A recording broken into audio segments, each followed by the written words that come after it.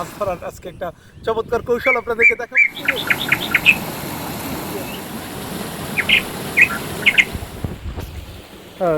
আসসালামু আলাইকুম দর্শক, আমার পেছনে একটা বিশাল ঘের দেখতে পাচ্ছেন। আমরা মানে ভিলেজ ফিশিং যেটি হয়, মাছ ধরার আজকে একটা চমৎকার কৌশল আপনাদেরকে দেখাবো। এই ঘেরে নানান ধরনের মাছ রয়েছে, বিশেষ করে চিংড়ি, বাগদা যেটাকে বলে, তারপরে হচ্ছে কোরাল মাছ, তারপরে ফাইলসা মাছ, নানান ধরনের দেশীয় মাছ, বগ্ন তাই না, বগ্ন মাছ। এই আমি রয়েছি এই মুহূর্তে কলাপাড়া উপজেলায়, অর্থাৎ পটুয়াখালীর কলাপাড়া উপকূলীয় অঞ্চল। আমার ঠিক ডান দিকে একটু দেখে, এদিকে ঘন বন রয়েছে। এই বনে বেশ অনেক কিছু পাখি যেমন রয়েছে, একই সঙ্গে অন্যান্য বন্য প্রাণীও কিন্তু রয়েছে, হ্যাঁ, হিংস্র প্রাণী। তো এর পাশেই হচ্ছে এই একটি ঘের, এই ঘেরে প্রচুর মাছ রয়েছে। আমরা এই মাছ ধরবো, মাছ ধরার কৌশল আপনাদেরকে দেখাবো এবং কিভাবে মাছ ধরা হয় সেটি আমরা দেখব। ভিডিওটি অবশ্যই শেষ পর্যন্ত দেখবেন, কারণ আশা করছি শেষ পর্যন্ত দেখলে আপনাদের সবার ভালো লাগবে। আমরা কি আমাদের সঙ্গে যারা আছে তাদেরকে একটু দেখাবো? অসুবিধা নাই। একজন, হ্যাঁ, আমার সঙ্গে একজন কলেজের প্রিন্সিপাল রয়েছেন, যিনি এই ঘেরের মালিক, এবং তিনি যে কতটা কৃষি বান্ধব এবং মৎস্য উৎপাদনের জন্য তার যে মৎস্যের প্রতি প্রেম, আগ্রহ, সেটি আসলে না দেখলে বোঝা যাবে না।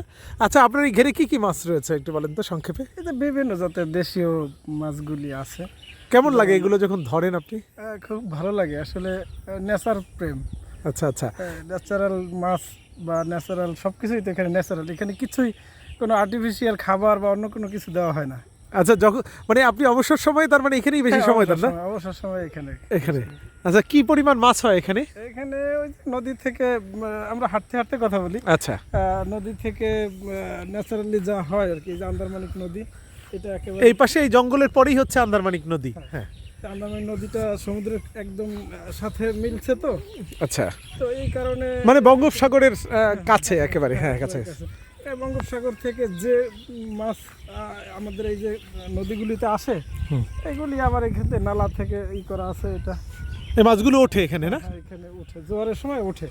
জোয়ারের সময় এই সুলিশগুলো খুলে দেন, ভিতরে ঢুকে আর নামতে পারে না। না, যাক, আমরা তাহলে এবারে দেখবো কিভাবে আমাদের মাছ ধরা হয়। এই হচ্ছে জাল না? হচ্ছে জাল, একেবারেই আমি মানে পুরো শখ থেকেই এই ঘেরটি করা, এই মাছটা করা। হ্যাঁ, এবং একই সঙ্গে শখের সঙ্গে এটা কিন্তু একটি আর্নিং সোর্স। বেশ একটা মোটামুটি আর্নিং। তো আমি আসলে ওই স্যারের বডিটা কিন্তু সুন্দর।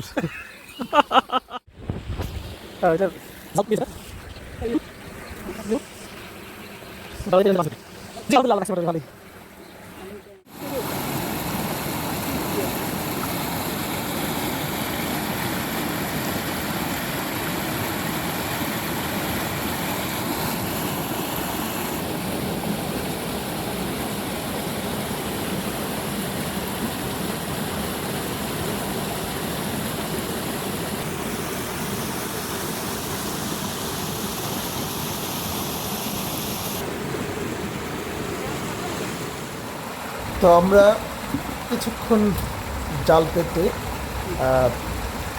নেটটি টানার চেষ্টা করলাম, টানার পরে বেশ কিছু মাছ উঠে এসেছে, প্রায় অর্ধ বালতি।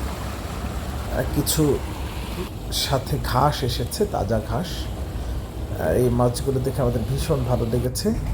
আপনারা নিশ্চয়ই মাছগুলো ঘাস থেকে আলাদা করে আপনারা নিশ্চয়ই দেখতে পাচ্ছেন, একেবারে স্বচ্ছ কাচের মতো একেবারে তাজা চিংড়ি মাছ, নানা ধরনের চিংড়ি মাছ আমরা নিয়ে বাসায় গেলাম। দর্শক, আপনাদের সবাইকে ধন্যবাদ।